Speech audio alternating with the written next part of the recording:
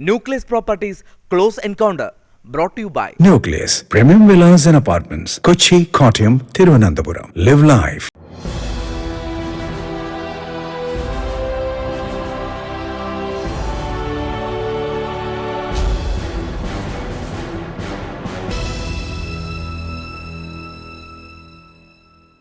നമസ്കാരം. ക്ലോസ് എൻകൗണ്ടറിലേക്ക് സ്വാഗതം. Shri P T Thomas ആണ് ഇന്നത്തെ അതിഥി. ശ്രീ പി ടി തോമസ്, സ്വാഗതം. നമസ്കാരം. ബന്നി ബെഹന്നാൻ പിന്മാറാൻ നിർബന്ധിതനായ സാഹചര്യത്തിലാണ് താങ്കൾ തൃക്കാക്കരയിൽ സ്ഥാനാർത്ഥിയായി വരുന്നത് എന്നത് താങ്കളുടെ വിജയസാധ്യതയെ ബാധിക്കുമോ? ഒരിക്കലുമില്ല. എൻ്റെ തെരഞ്ഞെടുപ്പ് പ്രചരണത്തിൻ്റെ ചുക്കാൻ പിടിക്കുന്നതും തെരഞ്ഞെടുപ്പ് യുദ്ധം നയിക്കുന്നതും ശ്രീ ബന്നി ബെഹന്നാനാണ്.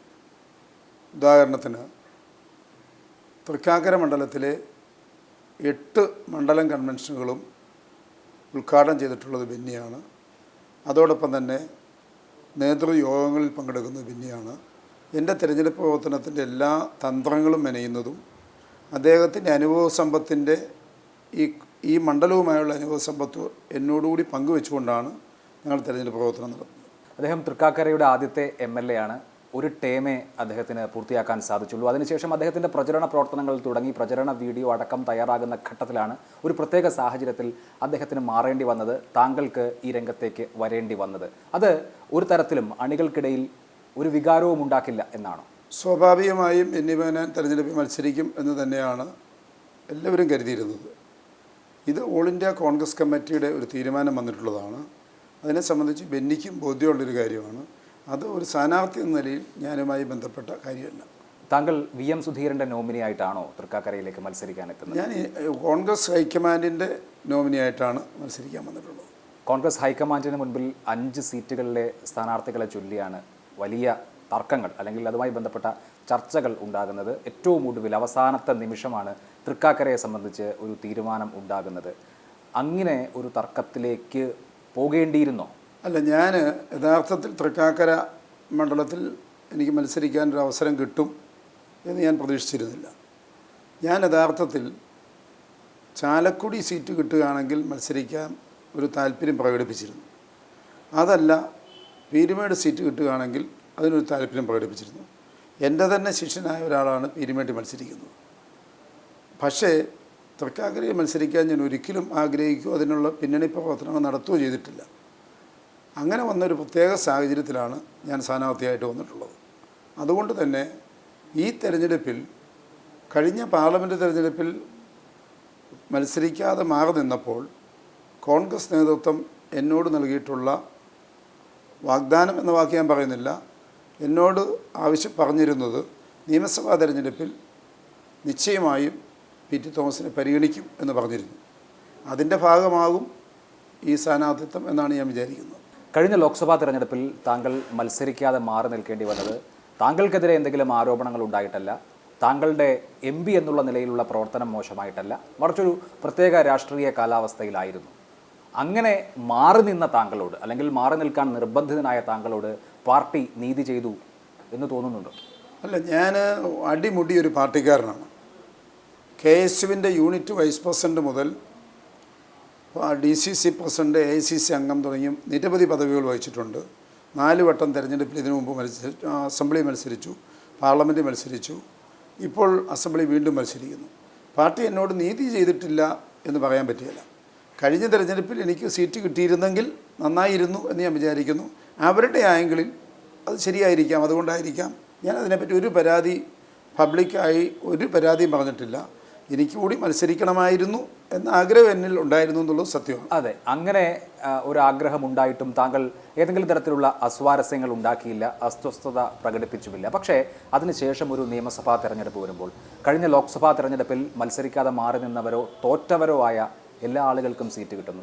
K. സുധാകരന് മത്സരിക്കാൻ അവസരം കിട്ടുന്നു, T. സിദ്ദിഖിന് മത്സരിക്കാൻ അവസരം കിട്ടുന്നു, KP ധനപാലിന് മത്സരിക്കാൻ അവസരം കിട്ടുന്നു. PC ചാക്കോയെ സംബന്ധിച്ചാണെങ്കിൽ അദ്ദേഹം ഓൾ ഇന്ത്യ AICC വക്താവായി ഡൽഹിയിലേക്ക് പോകുന്നു. താങ്കളുടെ കാര്യത്തിൽ മാത്രം ഏറ്റവും അവസാന മണിക്കൂർ വരെ പാർട്ടിക്കൊരു തീരുമാനമെടുക്കാൻ കാത്തിരിക്കേണ്ടി വന്നില്ലേ? അല്ല, അത് എന്താണെന്ന് എനിക്കറിയില്ല. കാരണം ഞാൻ ഈ സീറ്റുമായി ബന്ധപ്പെട്ട് ഡൽഹി ചർച്ചയിൽ പങ്കെടുക്കാൻ പോകാത്ത ഒരാളാണ്. കാരണം എന്നെ പാർട്ടി പരിഗണിക്കും എന്നൊരു പ്രതീക്ഷയുണ്ട്. അഥവാ പാർട്ടി പരിഗണിക്കുന്നില്ല അതും ഉൾക്കൊള്ളാൻ ഞാൻ തയ്യാറായിരുന്നു. അതുകൊണ്ട് ഞാൻ എന്ത് സംഭവിച്ചു എന്ത് സംഭവിക്കുന്നു എന്നുള്ളത് ടെലിഫോണിലൂടെയും നമ്മുടെ സുഹൃത്തുക്കളിലൂടെയും ലീഡേഴ്സിനോടൊക്കെ ചിലപ്പോൾ ഞാൻ അങ്ങോട്ട് സംസാരിച്ചും അറിഞ്ഞിട്ടുള്ള വിവരങ്ങൾ മാത്രമേ എന്നെ സംബന്ധിച്ചുള്ളൂ. പക്ഷേ അതിലൊരു നീതികേടിൻ്റെ പ്രശ്നം ഞാൻ ചോദിക്കുന്നത്, കഴിഞ്ഞ ലോക്സഭാ കാലയളവിലെ പ്രവർത്തനങ്ങളുടെ അടിസ്ഥാനത്തിൽ SNS എന്ന ഒരു ദേശീയ ഏജൻസി നടത്തിയ ഒരു സർവേയിൽ അതിൻ്റെ റിപ്പോർട്ട് പ്രകാരം കോൺഗ്രസ് MPമാരിലെ ഏറ്റവും നല്ല പെർഫോമർ താങ്കളായിരുന്നു. അറ്റൻഡൻസ് 97% ഉണ്ടായിരുന്നു. MP fund 80% വിനിയോഗിച്ചിട്ടുണ്ട്. ഏതാണ്ട് 500-ലധികം ചോദ്യങ്ങൾ ലോക്സഭയിൽ ചോദിച്ചിട്ടുണ്ട്. അങ്ങനെ കോൺഗ്രസ് MPമാരിലെ ഏറ്റവും മികച്ച ആൾ എന്ന് ഒരു ദേശീയ ഏജൻസി കണ്ടെത്തിയ ആൾക്ക് ഒരു ലോക്സഭാ തെരഞ്ഞെടുപ്പിൽ സീറ്റ് കിട്ടുന്നില്ല എന്ന് മാത്രമല്ല, അതിനുശേഷം മതിയായ വിധത്തിലുള്ള അക്കോമഡേഷൻ ഉണ്ടാകുന്നുമില്ല. അതല്ലേ വസ്തുത? അല്ല, അതൊക്കെ വസ്തുതകൾ തന്നെയാണ്. പക്ഷെ ഞാൻ പറഞ്ഞത്, ഞാൻ രാഷ്ട്രീയത്തിൽ വന്നിട്ടുള്ള സാഹചര്യമാണ് ഞാൻ എപ്പോഴും ഇത്തരം സംഭവങ്ങളിൽ, ഇത്തരം സന്നിഗ്ധ ഘട്ടങ്ങളിൽ ഞാൻ രാഷ്ട്രീയത്തിൽ വന്നിട്ടുള്ള സാഹചര്യങ്ങളാണ് ഞാൻ തിരിഞ്ഞു നോക്കാറ്. ഏകദേശം 24 കിലോമീറ്റർ രാവിലെയും വൈകിട്ടും നടന്ന് സ്കൂളിൽ പഠിച്ച ഒരാളാണ് ഞാൻ. വളരെ എൻ്റെ സുഹൃത്തുക്കളൊക്കെ കളിയാക്കി പറയാറുള്ളത്, ഓൾ ഇന്ത്യ റേഡിയോയുടെ വാർത്ത പിറ്റേ ദിവസം രാവിലെ അവിടെ കിട്ടൂ എന്ന് പറഞ്ഞ് കളിയാക്കുന്ന ഒരു വളരെ പിന്നോക്കമായ ഇടുക്കി ജില്ലയുടെ ഒരു ഭാഗത്തു നിന്ന് പൊതുപ്രവർത്തനത്തിൽ വന്ന എനിക്ക് എൻ്റെ ഒപ്പമോ എന്നോടൊപ്പമോ സഞ്ചരിച്ചിരുന്ന നൂറുകണക്കിന് ആളുകൾക്ക് കിട്ടാത്ത രാഷ്ട്രീയ അവസരങ്ങൾ കിട്ടിയിട്ടുള്ള ഒരാളാണ്. വീണ്ടും അതോടൊപ്പം തന്നെ എൻ്റെ ജൂനിയർ, എൻ്റെ താഴെ നിന്നിരുന്ന നിരവധി ആളുകൾ എന്നേക്കാൾ വലിയ പദവിയിലേക്ക് കടന്നു പോയിട്ടുണ്ടെന്നുള്ളത് സത്യമാണ്. പക്ഷേ അതിൽ ഞാൻ നിരാശനല്ല. കിട്ടിയിരുന്നെങ്കിൽ കൊള്ളാമെന്ന് മനുഷ്യസഹജമായ ആഗ്രഹങ്ങൾ ശക്തമായി തന്നെ ഉണ്ടായിരുന്നു. ആ സ്വാർത്ഥതയും എന്നിലുണ്ടായിരുന്നു. പക്ഷേ പാർട്ടി കൊണ്ടാണ് ഞാൻ എന്തെങ്കിലും ആയിട്ടുള്ളത് എന്നതിൻ്റെ പേരിൽ എനിക്ക് പാർട്ടിയോട് കടപ്പാടും പാർട്ടിയോട് വിധേയത്വവും എന്നുമുണ്ട്, നാളെ ഉണ്ടാവും. പക്ഷേ ഇപ്പോൾ കോൺഗ്രസിൽ ഒരു സീറ്റ് വിജയിച്ചാൽ അദ്ദേഹത്തിൻ്റെ പെർഫോമൻസിൻ്റെ കൂടി അടിസ്ഥാനത്തിൽ ആവർത്തിച്ച് അവസരങ്ങൾ കിട്ടുക എന്നുള്ളതാണ് പതിവ്. സീനിയർ നേതാക്കൾക്കെല്ലാം അങ്ങനെ ആവർത്തിച്ച് അവസരം കിട്ടുന്നുണ്ട്. അതല്ലാതെ ആരും മാറി നിന്ന ചരിത്രവുമില്ല. എന്നിട്ടും താങ്കളുടെ പെർഫോമൻസ് ഞാൻ നേരത്തെ ചൂണ്ടിക്കാണിച്ചു. രാഹുൽ ഗാന്ധിയുടെ കോൺഗ്രസ് ഉപാധ്യക്ഷൻ്റെ പെർഫോമൻസ് അതുമായി താരതമ്യം ചെയ്താൽ അദ്ദേഹത്തിന് 40% അറ്റൻഡൻസേ ഉള്ളൂ. ചോദ്യമാണെങ്കിൽ ഒന്നുപോലും കഴിഞ്ഞ ലോക്സഭാ കാലയളവിനെയാണ് ഞാൻ ഉദ്ദേശിക്കുന്നത്, ചോദിച്ചിട്ടില്ല. അപ്പോൾ അങ്ങനെ താങ്കൾ മെറിറ്റോറിയസ് ആയിട്ടും താങ്കൾ തഴയപ്പെടുന്നു എന്നൊരവസ്ഥയില്ലേ? അല്ല, ഞാൻ പറഞ്ഞല്ലോ, പല സാഹചര്യങ്ങൾ പരിശോധിച്ചിട്ടാവും കോൺഗ്രസ് ഹൈക്കമാൻഡും KPCC നേതൃത്വവും എനിക്ക് സീറ്റ് തരാതിരുന്നിട്ടുണ്ട്. ആ സാഹചര്യം ഞാൻ ഉൾക്കൊള്ളുകയും ചെയ്തിട്ടുണ്ട്. ഞാൻ പറഞ്ഞല്ലോ, നേരത്തെ ഞാൻ പറഞ്ഞതുപോലെ എനിക്ക് മത്സരിക്കണമെന്ന ആഗ്രഹം ഉണ്ടായിരുന്നു, മത്സരിച്ചാൽ ജയിക്കുമെന്ന പ്രതീക്ഷ ഉണ്ടായിരുന്നു എന്നൊക്കെ ഉള്ളത് സത്യമാണ്. ഇന്നിപ്പോൾ ഞാൻ വണ്ടി കടന്നു പോയി കഴിഞ്ഞിട്ട് കൈ നീട്ടുന്നത് പോലുള്ളൊരു കാര്യമാണ് ഇപ്പോൾ അതിനെപ്പറ്റിയൊക്കെ പറയുന്നത്. പക്ഷേ അതങ്ങനെ സംഭവിച്ചു. അതുകൊണ്ടുകൂടിയാവും ഈ പ്രാവശ്യം നിർബന്ധമായും എനിക്ക് മത്സരിക്കണമെന്നുള്ള ഒരാഗ്രഹം ഉണ്ടായിരുന്നു. അതായിരിക്കാം ഒരുപക്ഷെ ഓൾ ഇന്ത്യ കോൺഗ്രസ് കമ്മിറ്റി പരിഗണിച്ചതെന്ന് ഞാൻ പ്രതീക്ഷിക്കുന്നു. അല്ല, അങ്ങനെയാണെങ്കിൽ ഇത്തവണ ആദ്യം പരിഗണിക്കേണ്ടത് താങ്കളെയല്ലേ? അല്ല, ആദ്യം എന്ന് പറഞ്ഞാൽ ചില സീറ്റുകളിലൊരു ധാരണയായി എന്നുള്ളതല്ലാതെ സീറ്റ് അനൗൺസ് ചെയ്തതെല്ലാം ഒന്നിച്ചാണ്. അതെ, എങ്കിൽ പോലും മറ്റ് മുൻ MPമാരുടെ അല്ലെങ്കിൽ മത്സരിച്ച് തോറ്റവരുടെ കാര്യത്തിൽ കിട്ടിയ പരിഗണന താങ്കൾ ഒരു രണ്ടാം ഊഴക്കാരനായാണ് തൃക്കാക്കരയിലേക്ക് വരുന്നത്. അല്ല, അങ്ങനെ പറയാം, അങ്ങനെ ഞാൻ വിചാരിക്കുന്നില്ല. അത് ചില സീറ്റുകളിൽ ചില തർക്കങ്ങളും കാര്യങ്ങളൊക്കെ നിലനിന്നുകൊണ്ട് ആ തീരുമാനം പിന്നത്തേക്ക് വെച്ചപ്പം രണ്ടാം ഘട്ടത്തിൽ വന്നു എന്നേ ഉള്ളൂ. അനൗൺസ്മെൻ്റ് ഒന്നിച്ചാണ്. അതെ, ഈ തൃക്കാക്കരയിലെ സ്ഥാനാർത്ഥിത്വവുമായി ബന്ധപ്പെട്ട് ബന്നി ബഹന്നാൻ അദ്ദേഹം പ്രതികരിച്ചത്, KPCC പ്രസിഡന്റിന് മറ്റ് ഒരു പേരിനോടാണ് താല്പര്യം എന്നെനിക്ക് ബോധ്യപ്പെട്ടതുകൊണ്ട് ഞാൻ ഇത്തവണ മത്സര രംഗത്ത് നിന്ന് പിന്മാറുന്നു. അത് അദ്ദേഹം പ്രസ്സിനോട് പറഞ്ഞതാണ്. KPCC പ്രസിഡന്റിന് താങ്കളുടെ പേരിനോടായിരുന്നു താല്പര്യം. അതാണ് ഞാൻ ചോദിച്ചത്. അങ്ങനെ KPCC പ്രസിഡന്റിൻ്റെ VM സുധീരൻ്റെ നിർണായക ഇടപെടലില്ലായിരുന്നുവെങ്കിൽ താങ്കൾ ഈ തെരഞ്ഞെടുപ്പിൽ ഒരു സ്ഥാനാർത്ഥിയാകുമായിരുന്നു. അല്ല, ഞാൻ പറഞ്ഞല്ലോ, VM സുധീരൻ്റെയും ബഹുമാനപ്പെട്ട ഉമ്മൻചാണ്ടിയുടെയും രമേശ് ചെന്നിത്തലയുടെയും അതുപോലെ തന്നെ ബഹുമാനപ്പെട്ട AK ആൻ്റണി, വയലാർ രവി അടക്കമുള്ള എല്ലാ നേതാക്കളുടെയും സഹകരണം കൊണ്ടാണ് ഞാൻ സ്ഥാനാർത്ഥിയാണെന്നാണ് ഞാൻ ദൃഢമായി വിശ്വസിക്കുന്നത്. അതിൽ ആര് എത്രമാത്രം ആഴത്തിൽ പ്രവർത്തിച്ചു എന്നത് എനിക്കിപ്പോൾ ബോധ്യമുള്ള കാര്യമല്ല. തീർച്ചയായും നിങ്ങളിങ്ങനെ ഒരു ചോദ്യം ഉന്നയിച്ച സാഹചര്യത്തിൽ ഡൽഹിയിൽ നടന്ന അന്തർനാടകങ്ങൾ എന്ത് എന്ന് ഞാൻ അന്വേഷിച്ച് പിന്നീട് ഒരിക്കൽ അതിനോട് പ്രതികരിക്കാം. അതെ, 6 ദിവസം ചർച്ച നടക്കുന്നു. അതിനൊടുവിൽ 7ാമത്തെ ദിവസം ഒരു തീരുമാനം വരുന്നു. ദൈവം ഭൂമിയെ സൃഷ്ടിച്ചത് മാതിരിയാണ്. ആ 6 ദിവസവും VM സുധീരനാണ് ഇക്കാര്യത്തിൽ, ഈ 5 സീറ്റുകളുടെ കാര്യത്തിൽ, വിശേഷിച്ച് തൃക്കാക്കരയുടെ കാര്യത്തിൽ ഒരൊറ്റ നിലപാട്, മാറാത്ത നിലപാട് സ്വീകരിച്ചത്. അല്ല, VM സുധീരൻ കഴിഞ്ഞ പ്രാവശ്യം എന്നോട് ഈ തെരഞ്ഞെടുപ്പ് രംഗത്തു നിന്ന് മാറാൻ ആവശ്യപ്പെട്ടത് KPCC പ്രസിഡന്റ് എന്ന നിലയിൽ VM സുധീരനാണ്. അത് ആവശ്യപ്പെടേണ്ടത് ഉമ്മൻചാണ്ടിയോ രമേശ് ചെന്നിത്തലയോ അല്ല. കാരണം പാർട്ടി അധ്യക്ഷൻ എന്ന നിലയിൽ അന്ന് അദ്ദേഹം എന്നോട് മാറാൻ പറയുമ്പോൾ അദ്ദേഹത്തിന് വല്ലാത്ത ഒരു വൈക്ലഭ്യം ഉള്ളതായിട്ടാണ് എനിക്ക് തോന്നിയിരുന്നത്. അദ്ദേഹം എന്നോട് പറഞ്ഞു, പി ടി തോമസിനെ ഒരു സീറ്റ് തരാതിരിക്കുന്നത് സത്യത്തിൽ ഞാൻ KPC പ്രസിഡൻ്റ് ആയിരിക്കുമ്പോൾ എനിക്ക് വളരെയേറെ ബുദ്ധിമുട്ടുണ്ടെന്ന് പറഞ്ഞു. പിന്നീട് ഡൽഹിയിൽ നിന്ന് ബഹുമാനപ്പെട്ട ഉമ്മൻചാണ്ടിയും രമേശ് ചെന്നിത്തലയും KPCC പ്രസിഡൻറ്റും ഒരേ ഫോണിൽ നിന്നാണ് എന്നോട് സംസാരിക്കുന്നത്. എനിക്ക് സീറ്റില്ല എന്ന് പറഞ്ഞ് ഇവർ 3 പേരും ഫോൺ കൈമാറി എന്നോട് സംസാരിക്കുകയാണ്. ഏകദേശം ഇവർ 3 പേരും കൂടി ഒരു 8-10 മിനിറ്റോളം എന്നോട് സംസാരിച്ചു. ആ 3 ആളുകളും വളരെ അഗാധമായ ദുഃഖം, എനിക്ക് സീറ്റ് തരാൻ കഴിയാത്ത സാഹചര്യത്തെപ്പറ്റി എന്നോട് പറഞ്ഞിരുന്നു. അത് പി ടി തോമസ് ഉൾക്കൊള്ളും. ഞാൻ പാർട്ടിയിൽ ഒരു ചാവേറിനെ പോലെ പ്രവർത്തിക്കാൻ ഇന്നലകളിൽ ശ്രമിച്ചിട്ടുള്ള ഒരാളാണ്. ഞാനതിൻ്റെ വരുംവരായികൾ നോക്കാത്ത ഒരാളാണ്. അതുകൊണ്ട് തന്നെ അവർക്ക് ഉറപ്പുണ്ടായിരുന്നു, എനിക്ക് ഒരു സീറ്റ് നിഷേധിക്കുകയോ അല്ലെങ്കിൽ എന്നെ മാറ്റി നിർത്തുകയോ ചെയ്താൽ ഞാൻ യാതൊരുവിധ കലാപത്തിനോ കലാപക്കൊടി ഉയർത്താനോ പോകില്ലെന്ന് മാത്രമല്ല, ഞാൻ പിറ്റേ ദിവസം തന്നെ ടി സിദ്ദിഖിൻ്റെ തിരഞ്ഞെടുപ്പ് പ്രചരണത്തിൻ്റെ ചുമതല ഏറ്റെടുത്ത് കാസർഗോഡ് പോവുകയാണ്. ഇവിടെ നിന്ന് പോയ ലിസ്റ്റിൽ 2 പേരാണ് തൃക്കാക്കരയിലുണ്ടായിരുന്നത്. ഒന്ന് സിറ്റിംഗ് MLA ബെന്നി ബെഹനാൻ, രണ്ടാമത്തേത് താങ്കൾ. രണ്ടാമത്തെ പേരായി താങ്കളെ ഉൾക്കൊള്ളിച്ചത് VM സുധീരൻ്റെ തന്ത്രപരമായ നീക്കമായി കരുതുന്നവരുണ്ട്. കാരണം താങ്കൾ വേണ്ട എന്ന് പറയാൻ ഉമ്മൻചാണ്ടിക്കോ അല്ലെങ്കിൽ മറ്റാർക്കെങ്കിലുമോ കഴിയാത്ത ഒരു സാഹചര്യം, അങ്ങനെ അതൊരു തന്ത്രപരമായ മൂവായിരുന്നു. അല്ല, ഞാനും ബെന്നിയും തമ്മിൽ ഇരട്ടപ്പെട്ട മക്കളെ പോലുള്ള ആത്മബന്ധം ഉണ്ടായിരുന്ന ആളുകളാണ്. അങ്ങനെ ഒരു ബന്ധമാണ് ഞങ്ങൾ തമ്മിലുള്ളത്. ഒരു ഘട്ടത്തിലും ഇങ്ങനെ ബെന്നിയുടെ ഒരു സീറ്റ് എനിക്കോ എൻ്റെ ഒരു സീറ്റ് ബെന്നിക്കോ വരുമെന്ന് നമ്മുടെ രാഷ്ട്രീയ പ്രവർത്തനം നമ്മൾ ആലോചിച്ചിട്ടുമില്ല, ചർച്ച ചെയ്തിട്ടുമില്ല. ഞാൻ നേരത്തെ വ്യക്തമാക്കിയതുപോലെ ഞാനിപ്പം തിരഞ്ഞെടുപ്പിൽ മത്സരിക്കാൻ താല്പര്യമില്ലായിരുന്നു പറഞ്ഞൊരു കാപട്യമായിട്ട് വരും.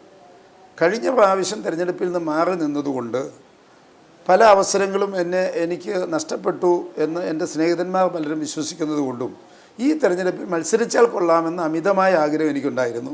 ഞാൻ നമ്മുടെ നേതാക്കന്മാരോട് ആ വിവരം വ്യക്തമാക്കിയിട്ടുണ്ട്. ഞാൻ തൃക്കാക്കര സീറ്റ് പി ടി തോമസുമാണ് മത്സരിക്കുന്നതെന്ന് പ്രഖ്യാപിച്ചപ്പോൾ ബെന്നി അവിടെ മത്സരിക്കുന്നത് കൊണ്ട് ഞാൻ മത്സരിക്കുന്നില്ല എന്ന് ഞാൻ പറഞ്ഞിട്ടില്ല എന്ന് മാത്രമേ ഉള്ളൂ. അതൊഴിച്ച് ആ സംഭവത്തിൽ ബെന്നി ബെഹനാനും ഈ തെരഞ്ഞെടുപ്പിൽ മത്സരിക്കേണ്ടതായിരുന്നു എന്ന് വിശ്വസിക്കുന്ന ഒരാളായി. താങ്കൾ പാർട്ടിയുടെ ചാവേർ എന്നതിലപ്പുറത്ത് ഉമ്മൻചാണ്ടിയുടെ ചാവേറാണ് എന്ന് വിശ്വസിച്ചിരുന്ന ആളുകളുണ്ട്. താങ്കൾക്ക് വളരെ അടുത്ത രാഷ്ട്രീയമായ ബന്ധവും ആത്മബന്ധവുമുള്ള ആളാണല്ലോ ഉമ്മൻചാണ്ടി. ഈ നിയമസഭാ സീറ്റിൽ താങ്കളുടെ ആഗ്രഹം, ഈ നിയമസഭാ സീറ്റിലല്ല, ഈ തെരഞ്ഞെടുപ്പിൽ താങ്കളുടെ ആഗ്രഹം അദ്ദേഹത്തിന് അറിയുകയും ചെയ്യാം. അദ്ദേഹം താങ്കൾ പ്രതീക്ഷിച്ച സമീപനം തന്നെയാണോ സ്വീകരിച്ചത്? അല്ല, ഞാൻ മനസ്സിലാക്കുന്നത് AK ആന്റണി മുതൽ രമേശ് ചെന്നിത്തല വരെയുള്ള അതിൻ്റെ പ്രാധാന്യമനുസരിച്ചുള്ള എല്ലാ നേതാക്കളും എൻ്റെ കാര്യത്തിലൊരു എതിർപ്പ് പറഞ്ഞിട്ടില്ലെന്നാണ് ഞാൻ മനസ്സിലാക്കുന്നത്. എനിക്ക് ആ ശുഭാപ്തി വിശ്വാസമാണ് എന്നെ സംബന്ധിച്ചുള്ളത്. അല്ല, എതിർപ്പ് പറഞ്ഞിട്ടില്ല. പക്ഷേ പി ടി തോമസിന് നിശ്ചയമായും ഇക്കുറി ഒരു സീറ്റ് കൊടുക്കണമെന്ന നിർബന്ധ ബുദ്ധി ഉമ്മൻചാണ്ടി കാണിക്കാതെ പോയതിൽ താങ്കൾക്ക് വിഷമം? അല്ല, അങ്ങനെ ഒരു നിർബന്ധ ബുദ്ധി കാണിക്കാതിരുന്നു എന്ന് ഞാൻ വിചാരിക്കുന്നില്ല. ഉമ്മൻചാണ്ടി നിർബന്ധപൂർവ്വം പി ടി തോമസിനെ ഒഴിവാക്കണമെന്ന് പറഞ്ഞാൽ ഒരുപക്ഷെ എനിക്ക് സീറ്റ് കിട്ടാതിരിക്കാനും സാധ്യതയുണ്ട്. എന്നോട് ഈ തെരഞ്ഞെടുപ്പിൻ്റെ തുടക്കം വരുമ്പോൾ AK ആന്റണി ഒരിക്കൽ KPCC ഓഫീസ് വെച്ച് കണ്ടപ്പോൾ എന്നോട് AK ആന്റണി ഒരു കാര്യം പറഞ്ഞിരുന്നു. അദ്ദേഹം എന്നോട് പറഞ്ഞത് പി ടി തോമസിനോട് ഒന്നാമതായും രണ്ടാമതായി ധനപാലിനോടും കഴിഞ്ഞ പ്രാവശ്യം പാർട്ടി എടുത്ത നിലപാട് തെറ്റായിപ്പോയി എന്നാണ് അദ്ദേഹത്തിൻ്റെ അഭിപ്രായം. അത് പരിഹരിക്കാൻ ശ്രമിക്കും എന്ന് AK ആന്റണി എന്നോട് പറഞ്ഞിരുന്നു. അതിൻ്റെ ഒരു പൂർത്തീകരണം കൂടിയാണ് ഈ സാധ്യത എന്നാണ് ഞാൻ വിചാരിക്കുന്നത്. എങ്കിലും പി ടി തോമസ് ഇക്കുറി നിർബന്ധമായും മത്സരിക്കേണ്ടതാണ് എന്നൊരു നിലപാട് ഉമ്മൻചാണ്ടി എടുക്കേണ്ടിയിരുന്നില്ലേ? അല്ല, എനിക്കതിനെ ഞാൻ നേരത്തെ പറഞ്ഞല്ലോ, എൻ്റെ സ്ഥാനാർത്ഥിത്വത്തിൽ ഈ പറയുന്ന ഉമ്മൻചാണ്ടിയോ രമേശ് ചെന്നിത്തലയോ ഇവരാരെങ്കിലും കടുംപിടുത്തം പിടിച്ചാൽ എനിക്ക് സീറ്റ് കിട്ടണമെന്ന് നിർബന്ധമില്ല. അത് എല്ലാ നേതാക്കന്മാരും കൂടി എടുത്തൊരു തീരുമാനമാണ്. കഴിഞ്ഞ പ്രാവശ്യത്തെ എനിക്ക് സീറ്റ് നിഷേധിക്കുന്നതിന് മുഖ്യ പങ്കാളിത്തം എന്ന് ഞാൻ പറയുന്ന വാക്ക് KPCC അധ്യക്ഷൻ എന്നല്ല, അത് എന്നോട് കൺവേ ചെയ്തയാൾ VM സുധീരൻ എന്ന നിലയിൽ VM സുധീരൻ അതിന് ഒരു ഉത്തരവാദിത്വം എന്ന നിലയിൽ ഏറ്റെടുത്തിട്ടുണ്ടാവാം എന്നതേ ഉള്ളൂ. ഉമ്മൻചാണ്ടിക്ക് താങ്കൾ ഉമ്മൻചാണ്ടിക്കും പ്രിയപ്പെട്ടവരായിരുന്നു. ആ നിലയ്ക്ക് ആയിരുന്നു എന്ന വാക്ക് തെറ്റാണ്. ആണ് ആ അർത്ഥത്തിൽ കഴിഞ്ഞ ലോക്സഭാ തെരഞ്ഞെടുപ്പിലെ സ്ഥാനാർത്ഥി നിർണയത്തിലാകട്ടെ ഈ നിയമസഭാ തെരഞ്ഞെടുപ്പിലെ സ്ഥാനാർത്ഥി നിർണയത്തിലാകട്ടെ ആ വ്യക്തിപരമായ അടുപ്പവും ബന്ധവും അദ്ദേഹം ഈ സ്ഥാനാർത്ഥി നിർണയത്തിൽ പ്രകടിപ്പിക്കുമെന്ന് സ്വാഭാവികമായും അങ്ങ് കരുതി കാണുമല്ലോ. തീർച്ചയായിട്ടും. പക്ഷേ ചിലപ്പോൾ നമ്മൾ ഏറ്റവും അടുത്ത സുഹൃത്തുക്കളോടോ ഏറ്റവും വേണ്ടപ്പെട്ടവരെ ആയിരിക്കും ചില കാര്യത്തിൽ നമ്മൾ മാറ്റി നിർത്തേണ്ടി വരുന്നത്. ചിലപ്പോൾ ചില സാഹചര്യം അങ്ങനെയാണ്. വേറെ ചിലരോട് പറഞ്ഞ് മാറി നിൽക്കണമെന്ന് പറഞ്ഞാൽ അവർ കേൾക്കണമെന്ന് നിർബന്ധമില്ല. ഈ നേതാക്കന്മാർക്കൊക്കെ അറിയാം പി ടി തോമസിനോട് ഒരു തെരഞ്ഞെടുപ്പിൽ നിന്ന് മാറി നിൽക്കണം, അല്ലെ പി ടി തോമസ് ഇന്നൊരു കാര്യം ചെയ്യണം എന്ന് പറഞ്ഞാൽ അത് അക്ഷരം പ്രതി അനുസരിക്കുന്ന ഒരാളാണ് ഞാനെന്ന് ബോധ്യമുള്ളത് കൊണ്ടാവാം അത്. എങ്കിലും ഉമ്മൻചാണ്ടി താങ്കളോട് താങ്കളുടെ ഏറ്റവും അടുത്ത ഒരു സുഹൃത്ത് എന്ന നിലയിൽ കൂടി കുറെ കൂടി താങ്കളുടെ ആഗ്രഹങ്ങൾ മനസ്സിലാക്കിക്കൊണ്ടുള്ള ഒരു സമീപനം സ്വീകരിക്കണമായിരുന്നു എന്ന് തോന്നിയിട്ടുണ്ടോ ഏതെങ്കിലും? അല്ല, ഞാൻ നേരത്തെ പറഞ്ഞല്ലോ, ഞാൻ കടന്നു വന്ന രാഷ്ട്രീയത്തിൻ്റെ ഇന്നലകളാണ് ഞാൻ എപ്പോഴും വിലയിരുത്തുന്നത്. ഞാൻ വളരെ പ്രയാസകരമായ സാഹചര്യത്തിലൂടെ രാഷ്ട്രീയത്തിൽ വന്ന ഒരാളാണ്. ഇതുവരെയും ഇതപര്യന്തം എനിക്ക് നേടാൻ കഴിഞ്ഞ അല്ലെങ്കിൽ എത്തിച്ചേരാൻ കഴിഞ്ഞതിൽ 100% സംതൃപ്തിയുള്ള ആളാണ് ഞാൻ. അപ്പോൾ അതുകൊണ്ട് തന്നെ എന്തൊക്കെ കിട്ടാതെ പോയി എന്നതിനെപ്പറ്റിയല്ല എൻ്റെ ആശങ്ക. എന്തൊക്കെ എനിക്ക് കിട്ടിയിരിക്കുന്നു എന്നതിൻ്റെ സംതൃപ്തിയാണ് എന്നെ മുഖ്യമായി നയിക്കുന്നത്. പിന്നെ സ്വാഭാവികമായി ഒരു പൊതുപ്രവർത്തകൻ എന്ന നിലയിൽ ആഗ്രഹിക്കുക, രാഷ്ട്രീയ പ്രവർത്തകൻ കൂടുതൽ മുന്നോട്ട് പോവുക, ഓരോ പടവും മുകളിലേക്ക് കയറാൻ ശ്രമിക്കുക. ചിലപ്പോൾ ഓരോ സ്റ്റെപ്പ് താഴോട്ടായിരിക്കും പോവുക. അങ്ങനത്തെ ചില അവസരങ്ങളുണ്ടെന്നേ ഉള്ളൂ. കഴിഞ്ഞ പാർലമെൻറ്റ് തിരഞ്ഞെടുപ്പിൽ ഞാൻ 2-3 സ്റ്റെപ്പ് താഴോട്ട് പോയി. ഈ പ്രാവശ്യം ഒരു സ്റ്റെപ്പ് മുന്നോട്ട് വന്നു. ഇത്രയും വ്യത്യാസമുള്ളൂ.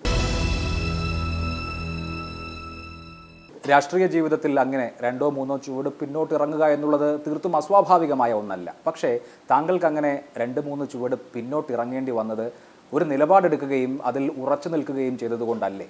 അല്ല, അത് നമ്മുടെ ഒരു ആത്മസംതൃപ്തിയുമായി ബന്ധപ്പെട്ടൊരു കാര്യമാണ്. അത് മറ്റാരെയും ഇതിന് കുറ്റപ്പെടുത്തുന്ന കാര്യം. ഇപ്പം എനിക്ക് ശരിയെന്ന് തോന്നുന്ന ഒരു കാര്യത്തിൽ ഒരു നിലപാടെടുക്കാൻ കഴിഞ്ഞില്ലെങ്കിൽ നമ്മൾ ജീവിച്ചിരുന്നിട്ട് എന്താ കാര്യം? നമുക്കൊരു കാര്യം ബോധ്യമാണ്. ആ ബോധ്യമുള്ളൊരു കാര്യത്തിന് വേണ്ടി നിലപാടെടുക്കാൻ കഴിയുന്നില്ലെങ്കിൽ നമ്മളിങ്ങനെ 10, 30, 100, 50 വർഷം ജീവിച്ചിട്ട് എന്താ കാര്യം? നമുക്ക് ശരിയെന്ന് തോന്നുന്നതിനോടൊപ്പം നിൽക്കുക എന്നുള്ളതാണ്. ആ നിലപാട് കൊണ്ട് നഷ്ടമായത് വലുതാണ്, അതിൽ ദുഃഖമില്ല. അല്ല, എനിക്കതിൽ ദുഃഖമൊന്നുമില്ല. കാരണം അന്നത്തെ സാഹചര്യം അനുസരിച്ച് അത് ശരിയായിരുന്നു എന്ന് ഞാൻ വിചാരിക്കുന്നു. മറ്റു ചിലർക്ക് അത് ശരിയല്ല എന്ന് തോന്നാം. അതിൽ നിന്ന് ഒരു പാഠം പഠിച്ചിട്ടുണ്ടാകുമല്ലോ. സംഘടിത മത നേതൃത്വങ്ങളുമായി ഏറ്റുമുട്ടലിന് പോയാൽ പരാജയമായിരിക്കുമെന്ന പാഠമാണോ അതിൽ നിന്ന് താങ്കൾ? അല്ല, ഞാൻ മതനേതൃത്വവുമായി ഏറ്റുമുട്ടാനൊന്നും പോയിട്ടില്ല. ഒരു മതനേതൃത്വവുമായി ഏറ്റുമുട്ടുന്നില്ല. ഞാൻ പണ്ട് തൊട്ടൊരു നിലപാടെടുത്തിട്ടുണ്ട്. ഞാൻ ആദ്യമായി തെരഞ്ഞെടുപ്പിൽ മത്സരിക്കുന്ന അസംബ്ലിയിൽ മത്സരിക്കുന്ന 1991 മുതൽ ഞാൻ എടുത്തിട്ടുള്ളൊരു നിലപാടുണ്ട്. ആ നിലപാട് പരസ്യമായി എല്ലാവർക്കും അറിയാവുന്നതാണ്. എനിക്കൊരു സീറ്റ് കിട്ടാൻ വേണ്ടി മത നേതാക്കളെയോ സാമുദായിക നേതാക്കളെയോ ഞാൻ പോയി കണ്ട് എനിക്കൊരു സീറ്റ് സംഘടിച്ച് തരാൻ ശുപാർശ ചെയ്യണം എന്ന് ഞാൻ ഇന്നുവരെ പറഞ്ഞിട്ടില്ല, ഈ പ്രാവശ്യവും പറഞ്ഞിട്ടില്ല. 2 വർഷം മുൻപ് നമ്മൾ ഇതുപോലെ മുഖാമുഖം ഇരുന്നപ്പോൾ താങ്കൾ സ്വയം സോക്രട്ടീസിൻ്റെയും ബ്രൂണോയുടെയും അവസ്ഥയോടാണ് താങ്കളുടെ അവസ്ഥയെ താരതമ്യപ്പെടുത്തിയത്. അന്നത്തെ സാഹചര്യം അതായിരുന്നു. അതിൽ നിന്ന് ഇപ്പോഴത്തെ സാഹചര്യം മാറിയിട്ടുണ്ടോ? ഇല്ല, ഇപ്പോഴത്തെ സാഹചര്യം മാറിയിട്ടില്ല. ഞാൻ കഴിഞ്ഞ ദിവസം മറ്റേ പ്രസ് ക്ലബ്ബിലെ ഒരു മുഖാമുഖം പരിപാടിയിൽ ഞാൻ എൻ്റെ നിലപാട് വ്യക്തമാക്കിയിട്ടുണ്ട്. എല്ലാ ദിവസവും അത് വ്യക്തമാക്കേണ്ട കാര്യമില്ല. കാരണം അതൊരു വ്യക്തമായ നമ്മുടെ ഒരു കാഴ്ചപ്പാടിൻ്റെ പ്രശ്നമാണ്. ഇപ്പം പകലാണോ എന്ന് ചോദിച്ചാൽ വേറൊരാൾ രാത്രിയാണെന്ന് പറഞ്ഞാൽ പകൽ മാറുന്നില്ല എന്നതുപോലൊരു നിലപാടിൻ്റെ പ്രശ്നമാണ്. അതിൻ്റെ അകത്ത് വിട്ടുവീഴ്ചയോ വെള്ളം ചേർക്കേണ്ട കാര്യമൊന്നുമില്ല. ഗാഡ്ഗിൽ കമ്മിറ്റി റിപ്പോർട്ട് നടപ്പാക്കണം എന്നുള്ളതായിരുന്നു താങ്കളുടെ നിലപാട്. അതിനി ഒരു തെരഞ്ഞെടുപ്പ് ജയിക്കാൻ വേണ്ടിയും മാറ്റി പറയില്ല. അല്ല, ഞാൻ പറഞ്ഞത് എറണാകുളം പോലൊരു മണ്ഡലത്തെ സംബന്ധിച്ച് അങ്ങനെ ഒരു ചർച്ച വലിയ പ്രസക്തിയില്ല. കാരണം നിലവിലില്ലാത്ത ചത്ത കൊച്ചിന് ജാതകം എഴുതുന്നെന്ന് പറഞ്ഞ മട്ടിലാണ്. കാരണം ഗാഡ്ഗിൽ കമ്മിറ്റി റിപ്പോർട്ട് ഏകദേശം തള്ളിക്കളഞ്ഞ മട്ടിലാണ്. യഥാർത്ഥത്തിൽ അതുപോലെ തന്നെ കസ്തൂരിരംഗൻ റിപ്പോർട്ടൊക്കെ തള്ളിക്കളഞ്ഞൊരു മട്ടിലാണ്. അത് ഗൗരവതരമായി എടുക്കും എന്ന് നമ്മൾ വിചാരിച്ച BJP ഗവൺമെൻറ് പോലും അത് ഗൗരവതരമായി എടുത്തിട്ടില്ല. അപ്പം അങ്ങനെ വന്നൊരു സാഹചര്യത്തിൽ നാളെ മാധവ് ഗാഡ്ഗിൽ കമ്മിറ്റി റിപ്പോർട്ടോ അല്ലെങ്കിൽ ഞാൻ കസ്തൂരിരംഗൻ റിപ്പോർട്ടിനെ പിന്തുണച്ചിട്ടുമില്ല. മാധവ് ഗാഡ്ഗിൽ കമ്മിറ്റി റിപ്പോർട്ട് നാളെ നടപ്പാക്കുന്ന ഒരു സാഹചര്യം, അതൊരു യാഥാർത്ഥ്യമായി വരുന്ന സാഹചര്യം ഉണ്ടെങ്കിൽ അപ്പം ചർച്ച ചെയ്യേണ്ട ഒരു കാര്യമുള്ളൂ. ഇപ്പോൾ അതിനെപ്പറ്റി കൂടുതൽ ചർച്ച ചെയ്യേണ്ടതില്ല. കാരണം നമ്മുടെ നിലപാടിൽ നമ്മൾ മാറ്റം വരുത്തിയിട്ടില്ല. യേശുക്രിസ്തുവിനെ കുരിശിൽ തറച്ചതുപോലെ താങ്കളുടെ ശവഘോഷയാത്ര നടത്തി 2 കൊല്ലം മുൻപ് ഇടുക്കിയിൽ. താങ്കളെടുത്ത ഒരു നിലപാടിൻ്റെ പേരിലായിരുന്നു. അന്ന് അങ്ങനെ ഒരു സമീപനം സ്വീകരിച്ച ആളുകൾ ഇപ്പോൾ മാറ്റി ചിന്തിക്കുന്നുണ്ടാകുമെന്ന് തോന്നുന്നുണ്ട്. അല്ല, യേശുക്രിസ്തുവായിട്ടൊരു 10,000 കാതം അകലെ നിൽക്കാൻ പോലുള്ള യോഗ്യതയുള്ള ആളല്ല ഞാൻ. യേശുക്രിസ്തുവിനെ കുറിച്ച് തറച്ചതും ഇതുമായിട്ട് ഞാൻ യാതൊരു താരതമ്യവും ചെയ്യുന്നില്ല. പക്ഷേ അന്ന് ചില ആളുകളെടുത്ത നിലപാട് തെറ്റായിപ്പോയെന്ന് സമൂഹം തന്നെ അംഗീകരിച്ചിട്ടുണ്ട്. എനിക്കിപ്പോൾ ആകെ അതിലുള്ള ഏറ്റവും വലിയ ചാരിതാർത്ഥ്യം, സന്തോഷം എന്ന് പറയുന്നത് ആഗോള ക്രൈസ്തവ സഭയുടെ ആത്മീയ നേതാവായ ഫ്രാൻസിസ് പാപ്പ, അദ്ദേഹം വളരെ സുദൃഢമായ ശബ്ദത്തിലാണ് പാരിസ്ഥിതിക സംരക്ഷണത്തെപ്പറ്റി ശബ്ദിച്ചതും ലൗത്തോസി എന്ന പേരിൽ അദ്ദേഹം പുറത്തിറക്കിയൊരു പുസ്തകം, അത് മലയാളത്തിൽ അങ്ങേക്ക് സ്തുതി എന്ന പേരിൽ ലഭ്യമാണ്. ആ പുസ്തകത്തിൽ പറയുന്ന കാര്യങ്ങൾ മാധവ് ഗാഡ്ഗിൽ കമ്മിറ്റി റിപ്പോർട്ടിൽ പറയുന്നതിൻ്റെ 1000 മടങ്ങ് ശക്തിയാണ്. ആഗോള ക്രൈസ്തവ സഭയുടെ അല്ലെങ്കിൽ ആത്മീയ നേതാവിൻ്റെ ഈ വാക്കുകൾ ഉൾക്കൊള്ളുവോ ഇല്ലയോ എന്നുള്ള ചോദ്യത്തിന് മാത്രമേ പ്രസക്തിയുള്ളൂ. പരാജയപ്പെടുന്ന യുദ്ധത്തിലും പടയാളികൾ വേണം എന്ന് പറഞ്ഞതുപോലെ ആ പരിസ്ഥിതിക്ക് വേണ്ടിയുള്ള യുദ്ധത്തിലെ തോറ്റ പടയാളിയാണ് താങ്കൾക്ക് രാഷ്ട്രീയമായി അതുകൊണ്ട് നഷ്ടമുണ്ടാവുകയും ചെയ്തു. അതിനുശേഷം കഴിഞ്ഞ ലോക്സഭാ തെരഞ്ഞെടുപ്പിൽ താങ്കൾ മാറ്റി നിർത്തപ്പെടുന്നു. താങ്കൾ തന്നെ പ്രചരണ രംഗത്തേക്ക് പോകാൻ സന്നദ്ധനാകുന്നു. ഇതിനിടയിൽ കാസർകോട്ടേക്കുള്ള യാത്രാമധ്യേ രോഗബാധിതനാകുന്നു. ആ കാലഘട്ടത്തിലെ മാനസിക സമ്മർദ്ദങ്ങൾക്ക് ഈ അസുഖവുമായി ബന്ധമുണ്ടോ? തീർച്ചയായിട്ടും അങ്ങനൊരു ബന്ധമുണ്ടെന്ന് ഞാൻ വിചാരിക്കുന്നില്ല. അത് സ്വാഭാവിക. അസുഖം വരുന്നത് മാനസിക സംഘർഷം. ഇപ്പോൾ അടുത്ത ഏറ്റവും ലേറ്റസ്റ്റായ ഒരു പഠനം വന്നിട്ടുണ്ട്. ഈ മാനസിക സംഘർഷം ഒരു തരത്തിലുള്ള അസുഖവും വരുത്തുകയില്ല എന്നാണ് ഞാൻ എവിടെയോ വായിച്ചത്. WHO ഏതോ ഒരു പഠനം വന്നിരിക്കുന്നത്. അതും ഇതുമായിട്ടൊരു ബന്ധമില്ല. താങ്കൾ ഒരു എ ഗ്രൂപ്പുകാരനായാണ് അറിയപ്പെട്ടത് കോൺഗ്രസ് രാഷ്ട്രീയത്തിൽ. താങ്കൾ ഇപ്പോഴും എ ഗ്രൂപ്പുകാരനാണ്. അല്ല, ഞാൻ കോൺഗ്രസ് പാർട്ടിയിൽ ചേരിതിരിവുണ്ടായ എല്ലാ കാലത്തും ഞാൻ എൻ്റേതായ നിലപാടെടുത്തിട്ടുണ്ട്. ഈ അടുത്ത കാലത്ത് പാർട്ടിക്കകത്ത് അത്ര വലിയൊരു ചേരിതിരിവില്ല. എ ഗ്രൂപ്പ് ഐ ഗ്രൂപ്പ് എന്നൊക്കെ പറഞ്ഞ് നിൽക്കുന്നുള്ളൂ. പക്ഷേ ഞാൻ ഒരു വിഷയത്തിൻ്റെ പേരിലും ഞാൻ ചില നിലപാടുകൾ എടുത്ത് നിന്നിട്ടുണ്ടെന്നല്ലാതെ ഇന്നതാണ് അല്ലെ എ ഗ്രൂപ്പ് എന്ന് പറയുന്ന ഒരു ഗ്രൂപ്പിനെ മാത്രം അംഗീകരിക്കുക, അല്ലെ ഐ ഗ്രൂപ്പിനെ മാത്രം അങ്ങനെ ഒരു നിലപാട് ഞാൻ MLA ആയിരിക്കുമ്പോഴും MP ആയിരിക്കുമ്പോഴും ഒന്നും ചെയ്തിട്ടില്ല. പണ്ടത്തേതുപോലെ ഈ സ്ഥാനമാനങ്ങളെ ചൊല്ലിയുള്ള വീതം വയ്പ് എന്നതിനപ്പുറത്ത് കുറെ കൂടിയൊക്കെ വിഷയാധിഷ്ഠിതമായ ഭിന്നത കോൺഗ്രസിനകത്തുണ്ട്. ഈ അടുത്ത കാലത്ത് മന്ത്രിസഭ എടുത്ത നിരവധി തീരുമാനങ്ങൾ റദ്ദാക്കപ്പെടേണ്ടി വന്നത് അങ്ങനെ പാർട്ടിക്കുള്ളിൽ ശക്തമായ ഒരു വികാരം ഉയർന്നതുകൊണ്ടായിരുന്നു. അത് മെത്രാൻ കായൽ തീരെഴുതുന്ന വിഷയത്തിൽ, കടമക്കുടിയിൽ പാടം നികത്താൻ അനുമതി നൽകുന്ന വിഷയത്തിൽ, അങ്ങനെ ധാരാളം വിഷയങ്ങളിൽ, കരുണ എസ്റ്റേറ്റിന് കരമടയ്ക്കാൻ അനുമതി കൊടുക്കുന്ന വിഷയത്തിൽ, ഈ വിഷയങ്ങളിലൊക്കെ താങ്കളുടെ നിലപാട് എന്താണ്? കോൺഗ്രസ് പാർട്ടി ആ കാര്യം അത് ശ്രദ്ധയിൽപ്പെട്ട ആ നിമിഷം മുഖ്യമന്ത്രി അത് റദ്ദാക്കാൻ തയ്യാറായി എന്നുള്ളത് വലിയൊരു പ്രധാനപ്പെട്ട കാര്യമാണ്. അതിൽ VM സുധീരൻ എടുത്ത നിലപാടും ശ്ലാഘനീയമാണ്. അല്ല, കോൺഗ്രസിൽ ഒരു പ്രതിപക്ഷമുണ്ട്, അല്ലെങ്കിൽ ഈ ഭരണപക്ഷത്ത് ഒരു പ്രതിപക്ഷമുണ്ട്. താങ്കൾ ആ പ്രതിപക്ഷത്തിൻ്റെ ഒപ്പമാണ്? അല്ല, ഞാൻ MLA ആയിരുന്ന അവസരത്തിലൊക്കെ കോൺഗ്രസ് പാർട്ടിയുടെ പാർലമെൻ്ററി പാർട്ടിയിലും നിയമസഭയിലും പാർട്ടി അനുവദിക്കുന്ന തലം വരെ തെറ്റായ കാര്യങ്ങൾക്കെതിരെ ശബ്ദം ഉയർത്തിയിട്ടുള്ളതാണ്. അത് നാളെയും തുടരും. അതായത് ഈ വിഷയങ്ങളിലൊക്കെ VM സുധീരൻ എടുത്തിട്ടുള്ള നിലപാടാണ് ശരിയെന്ന് താങ്കൾ വിശ്വസിക്കുന്നു? ഞാൻ പറഞ്ഞത് VM സുധീരൻ ആ വിഷയം ചൂണ്ടിക്കാണിക്കുകയും പിന്നീട് മുഖ്യമന്ത്രി അത് അംഗീകരിക്കുകയും ചെയ്തതോടുകൂടി അത് പാർട്ടി പൊതുവായി എടുത്തൊരു തീരുമാനമായി മാറി. മുഖ്യമന്ത്രിക്ക് അത് അംഗീകരിക്കേണ്ടി വന്നത് VM സുധീരൻ പറയുന്നത് ശരിയായ കാര്യങ്ങളായതുകൊണ്ടാണല്ലോ. അല്ല, ഞാൻ പറഞ്ഞത് അത് VM സുധീരൻ എടുത്ത നിലപാട് ശ്ലാഘനീയമാണ്. ആ നിലപാടിനെ ഇപ്പം KPCC പ്രസിഡന്റ് ഒരു കാര്യം പറഞ്ഞു എന്നതിൻ്റെ അടിസ്ഥാനത്തിൽ ഗവൺമെൻറ് അംഗീകരിക്കണമെന്നല്ലോ. അതിൻ്റെ ഗൗരവം ഉൾക്കൊള്ളുകയും KPCC പ്രസിഡന്റ് എടുത്ത നിലപാടിൻ്റെ ഔന്നത്യം മനസ്സിലാക്കി ആ കാര്യത്തിൽ മുഖ്യമന്ത്രി എടുത്ത തീരുമാനം അതിനേക്കാൾ ശ്ലാഘനീയമാണെന്നാണ് എൻ്റെ അഭിപ്രായം. ഒരു വളരെ ക്രൂഷ്യലായ തെരഞ്ഞെടുപ്പിനെ നേരിടുകയാണ്. കോൺഗ്രസിൻ്റെ പാർലമെൻ്ററി പാർട്ടി നേതാവ് വിജയിച്ചു കഴിഞ്ഞാൽ ആരായിരിക്കും? ഇപ്പോഴത്തെ സാഹചര്യം വെച്ച് ഉമ്മൻചാണ്ടി ആകും എന്നാണ് ഞാൻ വിചാരിക്കുന്നത്. അക്കാര്യത്തിൽ പാർലമെൻ്ററി പാർട്ടിയിൽ തർക്കങ്ങൾ ഉണ്ടാകില്ല. തർക്കങ്ങൾ ഉണ്ടായാൽ താങ്കൾ ഉമ്മൻചാണ്ടിക്കൊപ്പമായിരിക്കും? അല്ല, ഞാൻ വിചാരിക്കുന്നത്, കാരണം ഒരു ഗവൺമെൻറ്റിനെ നയിച്ച് മുന്നോട്ട് കൊണ്ടുപോയ ഒരു മുഖ്യമന്ത്രി എന്ന നിലയിൽ മുഖ്യമന്ത്രി ഉമ്മൻചാണ്ടിക്ക് രണ്ടാമതൊരു അവസരം കൂടി കൊടുക്കണമെന്നത് കേരളത്തിൻ്റെ ഒരു പൊതുവികാരമായിട്ടാണ് എനിക്ക് കാണാൻ കഴിഞ്ഞിട്ടുള്ളത്. തൃക്കാക്കരയിലെ ജയസാധ്യത താങ്കൾ ഇപ്പോൾ കാണുന്നത് എന്താണ്? ഇന്ന് തൃക്കാക്കര കോൺഗ്രസിൻ്റെയും അതുവഴി UDFൻ്റെയും ഒരു ഉറച്ച കോട്ടയായി, ഉരുക്ക് കോട്ടയായി മാറിയിട്ടുണ്ട്. അത് നിലനിർത്തി മുന്നോട്ട് പോകാൻ കഴിയും. അവിടുത്തെ ജനങ്ങൾ അങ്ങനെ ആഗ്രഹിക്കുന്നു എന്നാണ് ഞാൻ പ്രതീക്ഷിക്കുന്നത്. തൃക്കാക്കരയിലെ തെരഞ്ഞെടുപ്പിൽ ക്രൈസ്തവ സഭ അടക്കമുള്ള സാമുദായിക ശക്തികളൊന്നും താങ്കളെ ഉപദ്രവിക്കില്ല എന്ന പൂർണ്ണ വിശ്വാസമുണ്ടോ? ഉപദ്രവിക്കില്ലെന്ന് മാത്രമല്ല, അവരുടെ എല്ലാം പിന്തുണ കിട്ടുമെന്ന് പൂർണ്ണ വിശ്വാസം എനിക്കുണ്ട്. All the best. Thank you. വളരെ നന്ദി ശ്രീ PT തോമസ്.